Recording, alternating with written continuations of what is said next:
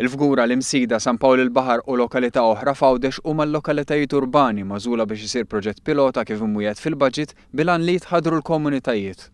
Ħabbar dan il-Ministru għall-Iżvilupp Sostenibbli, l-Ambjent u Tibdil fil-Klima Leo Brincat il-ġimgħa filgħaxija matul il-laqgħa bit-tema Viċin tiegħek mis-sensiela Gvern li jisma'. Matul l-istess laqgħa l-Ministru Brincat ħabbar li bħalissa għaddejjin taħt ħdidiet avvanzati mal-Marsa Scala Football Club sabiex il-Gvern u l-klabb jaslu f'arranġamenti għall-użu tal-faċilitajiet tal-Park tal-Familja biex jindirizzaw l-ħtiġijiet tagħhom. Mhux hekk biss, it-tir tagħna huwa aħna maħniex kuntenti b'dak li qed isir biss ġewwa l-park. Aħna fil-ġranet li ġejjin se nkunu qed nagħmlu sejħa ta' espressjoni. Ħalli naraw min huma dawk individwi, kumpaniji, entitajiet li għandhom ideat dwar kif nistgħu nżidu mal-attivitajiet li hemm hemmhekk. Imma il-punt kardinali li se nitilqu minnu huwa dan. Illi jekk hemm faċilità li llum qed tingħata b'xejn, jidħol min jidħol għal dawn l-inizjattivi tibqa' b'xejn. Minn barra dan, il-Park tal-Familja għadu kif kiseb iċ-ċertifikazzjoni ta' aċċessibilità għal nies bi bżonnijiet speċjali. Dwar il-problema tal-irwejjaħ minn impjanti ta' riċiklaġġ, il-Gvern huwa impenjat li jagħti priorità li jittieħdu miżuri effettivi sabiex jittaffew l-irwejjaħ minn dawn l-impjanti. Fil-fatt il-Ministru Brincat saħaq li diġà saret espressjoni ta' interess mill-Waste Serve Malta biex dan isir.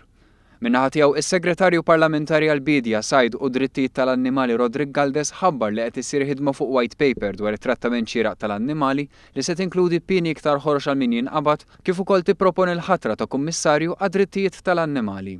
Ma dan ħanieħdu deċiżjoni kontroversjali li hemm bżonn li ma nħallux iktar l-isfruttament tal-annimali fiċ-ċirkli. U allura din il-white paper se jkollha wkoll diskussjoni fil-Parlament biex imbagħad naslu għad-deċiżjoni finali. Dwar il-prodotti lokali huwa qal li lejn l-aħħar ta' frar għandha titħabbar strateġija sabiex il-prodotti ta' pajjiżna ikollhom marka rikonoxxuta ta' kwalità. U qegħdin nagħmlu hekk għaliex nemmnu li għandna aħna 1.5 million tourists per year, ġifieri kull sena jiġu miljun u nofs turist li daw iridu jduqu il-prodotti tal-ikel ta' pajjiżna. Aħna rridu nofrulhom xi ħaġa li isma' daw qed igawdu l-esperjenza ta' Malta. Innota kif fis-sena li għaddiet kien hemm żieda fatt ta' setturi fosthom f'dak tal-majjali u dak tat-tadam, sinjal ta' politika li qiegħda taħdem.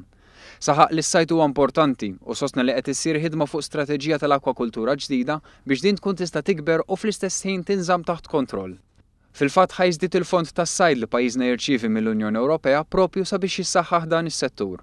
Fost l-oħrajn ħabbar ukoll li flimkien ma' BirdLife qed issir ħidma biex fil-Busket jitwaqqaf ċentru ta' riabilitazzjoni tal-asafar biex tjur li jkunu sofrew xi tip ta' ġrieħi jkunu jistgħu jiġu kkurati u riabilitati f'Malta stess.